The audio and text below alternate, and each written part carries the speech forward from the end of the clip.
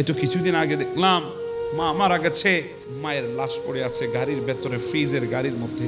দুই ভাই সম্পত্তি নিয়ে দুইজনের মধ্যে ঝগড়া লেগেছে, একজন আরেকজনের সাথে মারামারি করছে, আর বৃষ্টির মধ্যে মায়ের লাশটা বাহিরে পড়ে আছে। পুলিশ প্রশাসন এসে সমদা করে মাকে দাফন করতে গেছে। কোন মা জানেন? যে মাটা না খেয়ে সন্তানকে খাওয়ানোর পর বাড়ির মানুষ যদি জিজ্ঞাসা করেছে খাবার আছে, যে মাটা এত সুন্দর করে মুচকে হেসে দিয়ে ওই সত্যটাকে গোপন করে বলেছে হ্যাঁ খাবার আছে, আমি খেয়ে নেব, অথচ খাবার ছিল না, সন্তানকে খাওয়াইয়ে সব শেষ করেছে।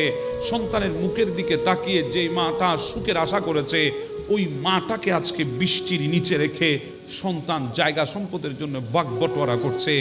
জামানাটা একটু পাল্টাতে দেন, সময়টা আসতে দেন। হয়তো 2025 সালে মাটাকে আপনি ঝড়ের মধ্যে ভিজিয়েছেন, মরে যাওয়ার পরে জায়গা সম্পদের মোহে মায়ের মহাব্বতকে বিসর্জন দিয়েছেন। সময়